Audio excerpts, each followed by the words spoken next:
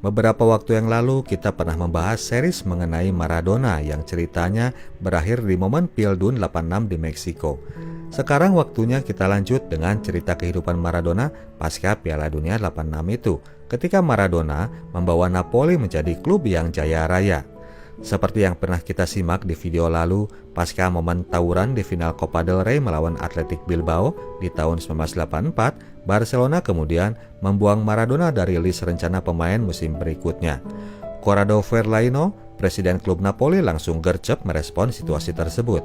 Maradona mereka rekrut dengan memecahkan rekor transfer termahal di dunia, rekor transfer yang dibuat oleh sebuah klub yang berasal dari salah satu kota termiskin di Italia dan bahkan juga di Eropa. 5 Juli 1984, Maradona resmi diperkenalkan sebagai pemain baru Napoli di Stadion San Paolo dalam suasana layaknya final Domba Cup di kecamatan-kecamatan. Stadion penuh oleh supporter Napoli sampai lebar ke pinggir lapangan. Pada momen konferensi pers, seorang jurnalis sempat melakukan pertanyaan mengenai keterkaitan transfer Maradona dengan uang keluarga Camorra. Pertanyaan yang ternyata malah dijawab oleh Verlaino sendiri dengan nada yang tegas dan sengit. Presiden Napoli itu sampai mengusir si penanya. Maradona cuma cengah-cengok saja, dia masih belum mengerti resiko apa yang bakal ia hadapi di kemudian hari. Maradona berharap di Napoli ia bisa mendapatkan keterangan dalam berkarir setelah periode yang buruk di Barcelona. Meskipun dia harus banyak dulu berkorban, segalanya dia harus downgrade dulu. Dia minta mansion house, dikasihnya rumah kontrakan. Minta disediakan Ferrari, yang dikasih cuma mobil Keor Fiat jadul. Kepindahannya ke Napoli sendiri memang sungguh di luar ekspektasi orang-orang, di mana pemain bintang semuanya pada ngincer klub-klub kaya di Italia Utara, Milan, Inter, dan Juve. Maradona malah milih bergabung sama Napoli, klub semenjana yang gak punya tradisi juara, dan di musim sebelumnya mereka juga hampir degradasi. Terbukti di pertandingan awal pun mereka udah keok dari Torino dengan skor tipis saja 3-0. Awal musim itu, Napoli tampil normal sebagai klub calon degradasi ketimbang menjadi klub yang berpotensi. Disitulah Maradona mulai resah. Maradona mencoba untuk lebih beradaptasi lagi dengan karakter permainan di Serie A yang waktu itu filosofi Catenaccio masih dianggap mentereng. Permainan yang mengandalkan sistem defense ketat dan backnya bermain menjurus kasar. Maradona mencoba menaikkan lagi tempo permainannya. Dia lebih mengasah lagi skill dewa tipunya dan juga intelektualnya sebagai pemain yang lebih mengandalkan otak ketimbang fisik. Prinsip yang ia pegang sebetulnya sederhana aja guys. Maradona bilang bahwa ia akan lebih berusaha bergerak ke arah yang berlawanan dengan arah yang ia maksud sesungguhnya. Gampang aja sih kalau yang ngomong dewa bola mah. Paruh kedua musim, penampilan Napoli mulai membaik dan akhirnya mereka finish di urutan ke-8. Gak jelek-jelek amat lah buat ukuran sebuah klub yang pada musim sebelumnya nyaris degradasi. Maradona mulai dielukan oleh warga kota Napoli dan dianggap sebagai pahlawan kota. Maradona pun mulai berlatih keras melatih fisiknya untuk menyambut musim tahun berikutnya. Memasuki musim kompetisi 1985-1986, Maradona ingin membawa sikap baru ke dalam jiwa klub yang tadinya cuma sekedar berjuang lolos degradasi, kini ia coba bawa agar bersikap menjadi klub penantang juara. Napoli memulai musim dengan start yang lebih baik, puncaknya pada pertandingan di kandang melawan Juventus 3 November 1985 dengan diiringi nyanyian makian supporter Juve yang meneriakan kata Napoli Napoli sarang wabah kolera, Napoli Afrikanya Italia, dedeknya negara Italia, Napoli Maradona membawa Napoli untuk menjamu sang juara bertahan. By the way, Napoli ini memang kemana-mana selalu dapat hinaan seperti itu dari supporter tim tuan rumah karena kisminya kota tersebut. Mereka dianggap jorok lah, disuruh mandi dulu lah sebelum masuk stadion, dianggap sebagai comberannya negara spaghetti. Hinaan-hinaan yang biasa diterima oleh Maradona di kampungnya dulu di Argentina karena asal-muasalnya yang memang dari kawasan kumuh. Namun hal itulah yang kemudian membuatnya ingin selalu bisa membuktikan diri. Maradona bermain cemerlang sepanjang pertandingan dan berhasil membuat 1 gol dengan sebuah free kick yang brilian. Rasanya belum pernah lagi kita melihat seorang pemain melakukan tendangan free kick dengan teknik seperti itu. Tim dari kota comberan itu berhasil membabat sang juara bertahan dengan skor 1-0. Kemenangan yang membuat 5 orang fans Napoli pingsan dan 2 orang lainnya mengalami serangan jantung saking gembiranya. Maradona makin didewakan oleh para warga Napoli dan membuat salah seorang pentolan di kota itu ingin pula merapat. Carmine Giuliano, kepala geng mafia Camorra. Geng ini adalah komplotan yang berbahaya yang sering menebar insiden berdarah dalam persaingannya dengan mafia lain dari kota Napoli. Keluarga Giuliano menjamin keamanan Maradona di kota tersebut, tapi itu membuatnya harus terikat dengan keluarga mafia itu. Meroketnya pamor seorang Maradona membuatnya kemana-mana selalu dipuja-puja dan dikelilingi oleh wanita-wanita. Hasilnya, satu perempuan taekdung di tahun itu, Cristiana Sinagra, yang merupakan ibu kandung dari anak pertama Maradona, Diego Armando Maradona Jr. Napoli, mafia, dan wanita. By the way, tahun itu prestasi klub memang naik signifikan. Napoli finish di urutan ketiga. Namun demikian, fokus Maradona yang sesungguhnya adalah event Piala Dunia 86 yang akan diselenggarakan di Meksiko. Publik meragukan bahwa Argentina akan berprestasi bagus di ajang Piala Dunia tersebut. Berbagai rumor yang kurang produktif banyak beredar sebelum berlangsungnya acara itu, seperti cekcok Maradona dengan pemain senior Daniel Passarella, taktik Carlos Bilardo yang dianggap nggak jelas, dan tentu saja suasana hati Maradona yang sedang dihadapkan pada masalah kehamilan Cristiana Sinagra, sedangkan ia sendiri masih menganggap Claudia Villavane, pacarnya di Argentina, sebagai calon istrinya. Namun kemudian ketika Maradona mencetak gol ke gawang Italia pada pertandingan penyisihan dengan teknik yang sungguh sulit, publik pun akhirnya mulai menoleh. Demikianlah seperti yang pernah kita ketahui, Argentina melesat setelah momen si tangan Tuhan di perempat final melawan Inggris. Maradona tak tertahankan dan membawa Argentina menjadi juara dunia yang kedua kalinya lewat aksi-aksi yang kemudian akan menjadi momentum terbaik dari seorang pemain sepak bola. Golnya ke gawang Inggris sendiri dinobatkan sebagai gol terbaik abad ini versi FIFA.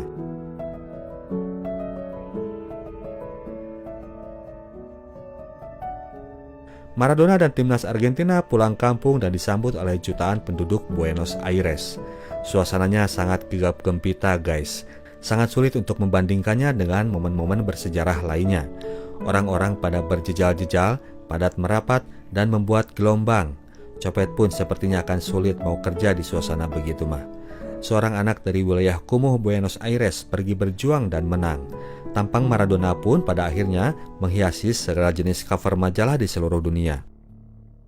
Awal September 1986, Maradona balik ke Napoli untuk menyambut musim kompetisi 1986-1987. Diiringi dengan isu santer tentang kelahiran anak lelakinya dari Cristiana Sinagra, Maradona menyangkal semua tuduhan itu dan berusaha fokus dengan sepak bola. Anak dari Cristiana ini memang baru diakui Maradona di tahun 2015 yang lalu. Dengan performa seorang Maradona yang sedang berada di puncak, Napoli mengawali musim itu kali ini benar-benar dengan form yang sangat membagongkan. Juventus yang tahun sebelumnya berhasil mereka kalahkan di pertandingan kandang, kini bisa mereka bungkam dalam pertandingan tandang. Skornya tipis saja, 3-1. Di minggu ke-10, mereka sudah berada di puncak klasemen di atas Juve dan Inter. Maradona benar-benar menjadi inspirasi bagi semua anggota tim seperti yang diakui oleh Ciro Ferrara. Dia bisa mengangkat performa pemain lain yang mediocre menjadi pemain yang berkelas. Tahun lalu mereka harus bisa mengalahkan Juve dan Milan. Kini mindset mereka berubah, mereka harus bisa mengalahkan semuanya. Seminggu setelah kelahiran anaknya yang lain, kali ini dari pacarnya di Argentina, Claudia Villavane, Napoli tampil menghadapi penantang kuat AC Milan dan berhasil mengalahkan mereka dengan satu gol brilian dari sang kapten dan idola. 6 pertandingan tersisa dan Napoli sedang berada di ambang juara Liga. 10 Mei 1987, pertandingan yang bisa menentukan gelar juara Liga bagi Napoli. Mereka main di kandang melawan Fiorentina. Stadion San Paolo sold out. Tribun penonton penuh dengan kibasan bendera biru langit dan bendera Italia. Layaknya Napoli hendak menjuarai Piala Dunia. Maradona memang tidak mencetak gol, tapi memberikan sebuah umpan kunci yang membuka terjadinya gol penentu kemenangan yang dicetak oleh Andrea Carnevale. Klub SSC Napoli berhasil menjadi juara Serie A untuk pertama kalinya sepanjang sejarah. Stadion pun pecah, entah kata apa yang bisa lebih tepat menggambarkan suasana itu. Warga kota pada kesurupan, nenek-nenek mendadak menjadi pada lincah. Perayaan yang terus berlangsung sampai 2 bulan lamanya karena momen kemenangan kembali berulang tidak lama kemudian ketika Napoli menang pula di final Coppa Italia. Hanya 3 tahun saja sejak kedatangan Maradona ke Napoli, klub itu langsung merajai sepak bola Italia. Maradona mulai dianggap sebagai dewa dan disandingkan dengan Santo Gennaro, pendeta yang selama itu dikeramatkan oleh warga Napoli karena sama-sama dianggap sebagai penyelamat kota. Harkat dan martabat penduduk Napoli memang mulai terangkatkan. Namun hal itu berimbas pada kehidupan pribadi keluarga Maradona. Ia jadi kesulitan untuk bergerak. Mau nge-mall susah, mau ngopi-ngopi pun sulit. Kemana-mana ia selalu diburu oleh fans. Sebetulnya seorang Maradona masih merasa sebagai anak lusuh dari kampung Villa Fiorito di Argentina. Perhatian yang ia dapat terlalu berlebihan bikin pengap. Kesehatan mentalnya jadi terusik.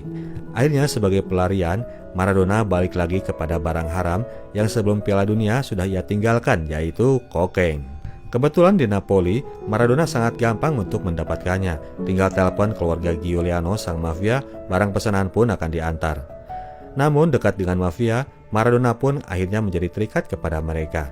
Periode itu, Maradona atas suruhan mereka seringkali tampil membuka acara untuk event-event yang mereka adakan sebagai pencitraan ke hadapan publik. Namun ketika dalam kondisi normal dan berada di rumah, Maradona sangat menikmati bermain dengan anak kecilnya. Dia mulai merindukan untuk bisa bermain di liga yang gak terlalu gegap gempita. Maradona merindukan ketenangan jiwa. Balik lagi ke urusan bola, satu lagi momen penting terjadi di tahun 1989 ketika Napoli berhasil memenangkan UEFA Cup setelah berhasil mengalahkan Stuttgart. Dulu UEFA Cup cuma tipis saja derajatnya di bawah Piala Champions kayak sekarang, yang cuma dianggap sebagai Liga Maljum yang diikuti oleh klub-klub mediocre.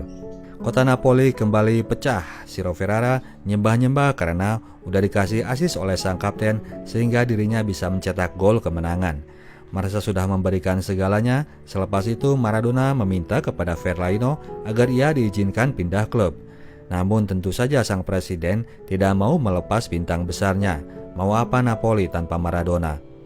Memasuki persiapan musim kompetisi tahun 89-90, Maradona datang ke tempat latihan dan menyatakan diri bahwa ia akan mengikuti keinginan bosnya, Corrado Verlaino.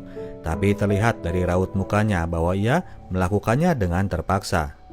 Maradona tetap tampil dengan kesaktiannya dan Napoli tetap tampil perkasa di liga. Namun periode itu, Maradona jadinya selalu butuh healing tingkat dewa selepas hari pertandingan. Kini jadwal rutinnya adalah Senin sampai Rabu dia berpesta, baru di hari Kamis sampai Minggu dia bersih-bersih badan dan bersiap untuk tanding liga. Rutinitas itu terus berlangsung sepanjang musim kompetisi tahun tersebut.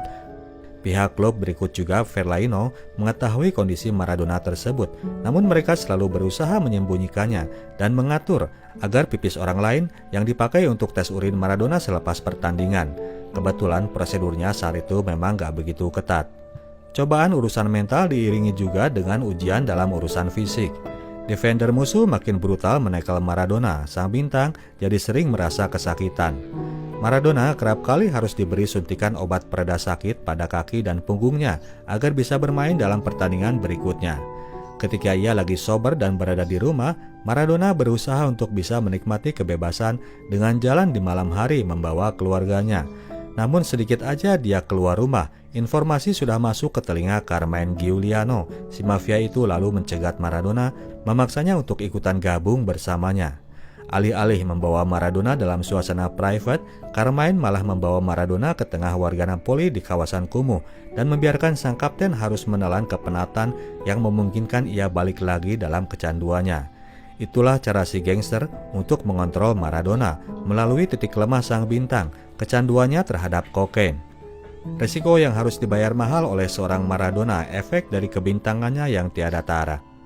Pertandingan terakhir di musim kompetisi 89-90, Napoli main di kandang dan hanya membutuhkan satu angka saja untuk mengklaim gelar juara liga.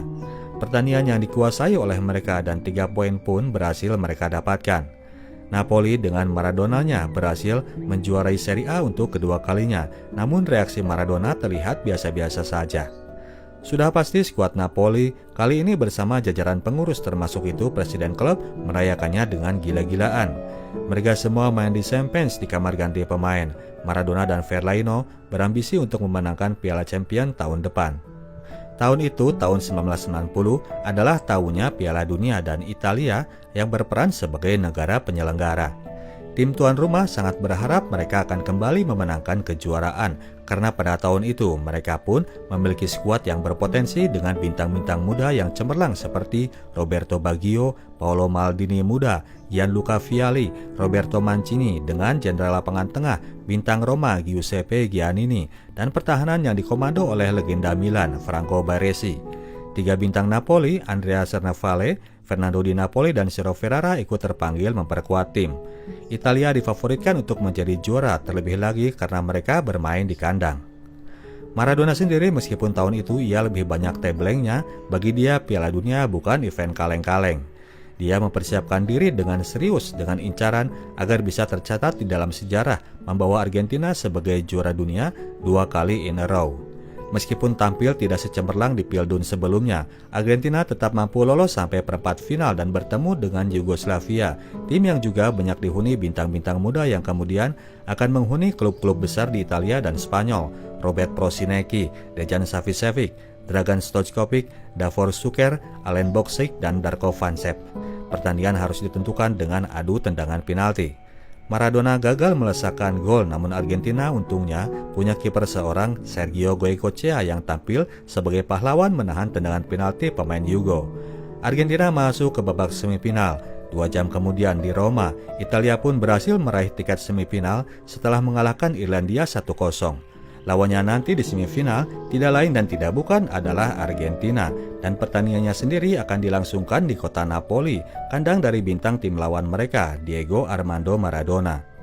Banyak yang bilang bahwa ini adalah suatu kebodohan panitia penyelenggara. Mereka tidak mengantisipasi akan kemungkinan Italia akan berhadapan dengan Argentina. Seharusnya mereka tidak menempatkan pertandingan yang akan dimainkan Argentina untuk diselenggarakan di kota Napoli. Karena selepas itu, Maradona tampil dengan speak-speak iblisnya, mengajak warga kota Napoli untuk lebih mendukung Argentina sebagai balas jasa terhadapnya yang sudah memberikan segalanya bagi kota tersebut dalam 6 tahun terakhir itu. Penduduk Napoli pun menjadi terfraksi menjadi 2 bagian, satu kelompok yang mendukung Maradona dan Argentina, satu kelompok lagi yang tetap mendukung Italia dan mengenyahkan rasa cintanya kepada Maradona. Perseteruan itu nyata-nyata terjadi di jalanan. Supporter Italia dari kota lain kali ini makin membenci Maradona akibat provokasinya tersebut. Pertandingan pun berlangsung dengan teriakan kebencian penonton di stadion yang tentunya mayoritas mendukung tim negara mereka, tim Italia. Maradona tampil baik dan pertandingan pun berjalan ketat. Italia sempat unggul 1-0 lewat gol Toto Schillaci sebelum akhirnya disamakan oleh gol sundulan Claudio Caniggia. Skor 1-1 berlangsung hingga extra time berakhir. Pertandingan kembali harus ditentukan lewat adu tendangan penalti. 3 penendang penalti pertama dari kedua tim melaksanakan tugasnya dengan baik. Roberto Donadoni maju menjadi penendang keempat tim Italia dan tendangannya berhasil diblok oleh Sergio Goycochea. Dari tim Argentina, Maradona maju menjadi penendang keempat dan berhasil melesakkan bola ke gawang Walter Zenga. Maradona merayakannya. Penendang kelima Italia, Aldo Serena maju. Tendangannya kembali diblok oleh Goycochea dan mengakhiri langkah Italia sampai semifinal saja. Maradona merayakan momen kemenangan tersebut begitu ekstatik di hadapan pendukung tim tuan rumah. Itulah momen yang membuat Maradona makin dibenci, tidak lagi dilindungi dari pers, dari perangkat hukum, dan dari petugas pemeriksa pajak. Esoknya, koran-koran Italia menulis kata-kata segede gaban di halaman muka bahwa Maradona adalah iblis, Maradona biang gara-gara, dan bahwa Lucifer itu tinggal di Napoli. Survei koran La Repubblica menempatkan Maradona di peringkat atas sebagai orang yang paling dibenci se-Italia, jauh di atas para politikus korup dan para diktator.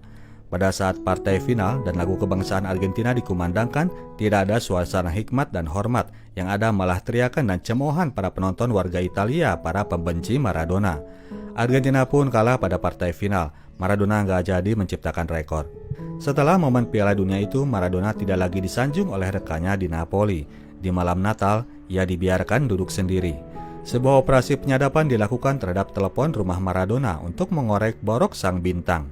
Didapatkan sebuah hubungan telepon di mana Maradona memesan paket narkoba dan 2 orang gadis muda. 14 Februari 1991, di markas Carabinieri kota Napoli, aparat mengumumkan bahwa mereka telah mengajukan tuntutan dengan tuduhan drug trafficking dan prostitusi kepada Maradona. Kini resmilah sudah rumor yang selama ini beredar bahwa Maradona pecandu narkoba benar adanya. Maradona terancam hukuman 20 tahun penjara. Senjata makan tuan juga buat keluarga Camorra karena kini kegiatan mereka pun jadi terekspos akibat kedekatannya dengan sang bintang Argentina. Rumah mereka digeledah dan mereka mulai jadi objek investigasi pihak penyidik. Setelah melewati persidangan yang sengit, Maradona akhirnya mendapatkan hukuman 1 tahun 2 bulan penjara. Namun karena Maradona selama sidang berada di Argentina dan menjalani hukuman larangan bertanding, hukuman penjara pun tidak jadi diterapkan kecuali kalau ia mengulangi perbuatannya. Balik lagi ke Italia, Maradona menjalani satu pertandingan melawan Bari. Selesai pertandingan, hasil tes doping Maradona dinyatakan positif mengandung senyawa kokain.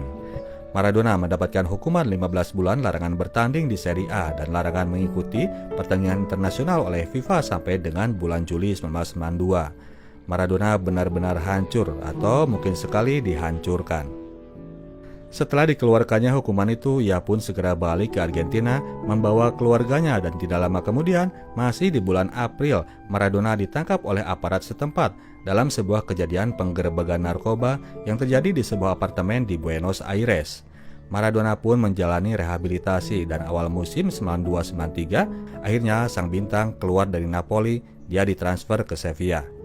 Sang mega bintang akhirnya mengakhiri karirnya di Boca Junior tahun 1997 yang diiringi dengan sebuah acara perpisahan yang sangat mengharukan.